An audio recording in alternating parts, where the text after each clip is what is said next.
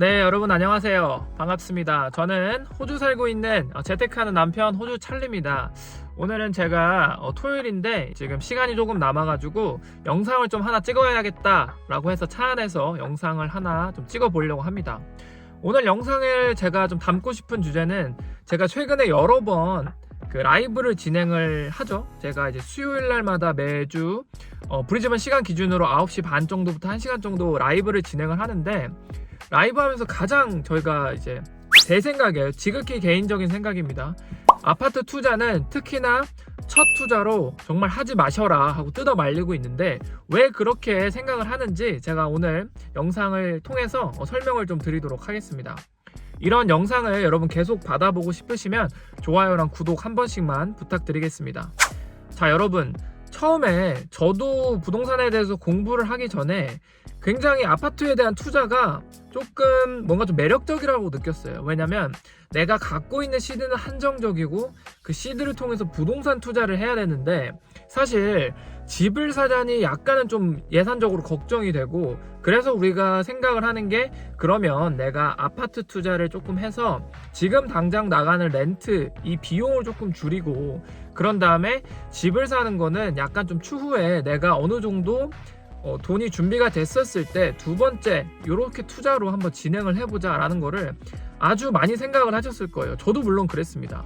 근데 여러분, 하나를 간과하시면 안 되는 게, 지금 이 첫 집을 어떻게 구매하시는지에 따라서 두 번째 혹은 세 번째 집을 얼마나 빠른 속도로, 가속도가 얼만큼 붙는지가 결정이 된다고 해도 과언이 아닙니다.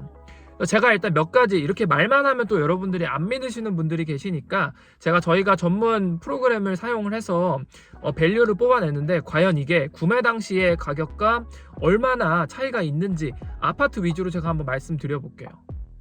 자, 보시는 것처럼 그것도 브리즈번 쪽 이너시티에 있는 아파트의 지금 매매가, 이분이 구입하셨던 금액과, 그리고 보시는 것처럼 현재 밸류를 보여드렸습니다.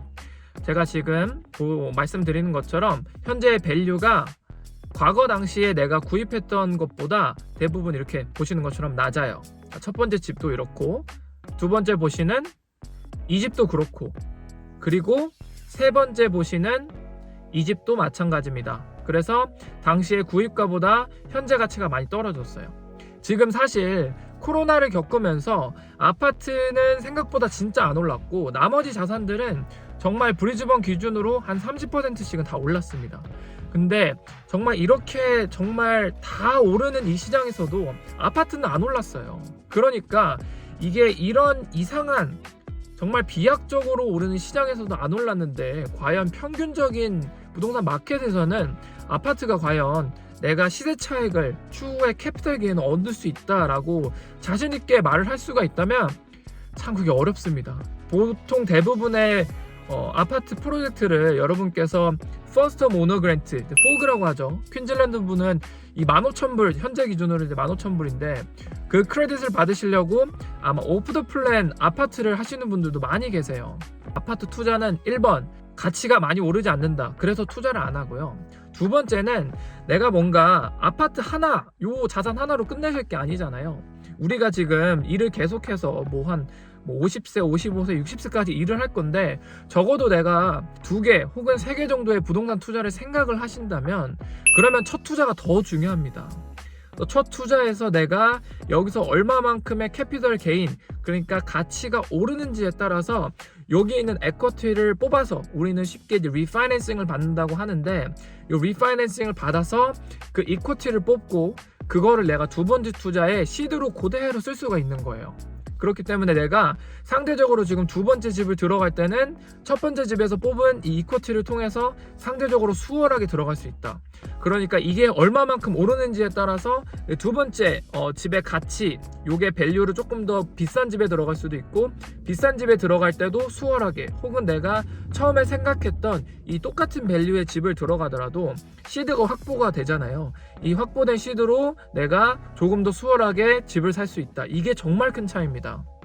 그렇기 때문에 내가 아파트를 내가 뭔가 시작을 하시게 되면, 이게 여기서 제가 말씀드렸잖아요. 첫 번째, 왜 안 된다? 시세 차익을 바라기가 힘들다.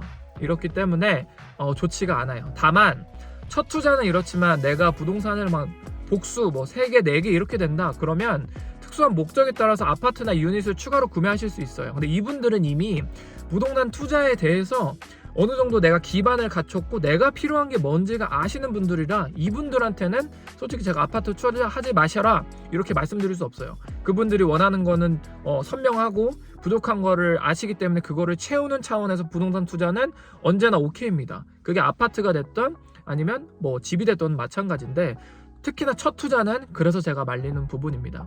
그래서 오늘은 제가 유튜브 라이브를 하면서 정말 많이 말씀을 드렸지만 퀸즐랜드에서 그것도 첫 투자를 했었을 때 아파트, 특히나 오프 더 플랜으로 새 아파트를 사는 거는 정말 제 지인이면 뜯어 말리고 싶다라는 거를 2가지 이유로 말씀을 드렸어요. 첫 번째는 정말 시세 차익을 오르기 힘들다. 아파트 가격이 오르기 힘들어요. 그리고 2번째는 내가 이 이외에 2번째, 3번째 투자를 했었을 때 첫 집에서 나오는 이 캐피털, 이 이코티를 사용을 해야 되는데 첫 번째랑 연결된 부분이기도 해요. 이게 꺼내기가 힘들다. 그래서 저는 아파트 투자를 정말 권하지 않습니다. 자, 오늘도 이렇게 간단하게 영상 하나 봤는데 이 영상이 도움이 되셨다면 구독과 좋아요 한 번씩, 그리고 댓글로 언제나 부동산 관련해서 정보가 필요하시면 남겨주세요. 그러면 제가 빠르게 확인하고 답변 드리겠습니다. 자, 오늘은 여기까지만. 아파트를 왜 사면 안 되는지에 대한 영상을 마무리하겠습니다. 오늘은 여기까지입니다. 안녕.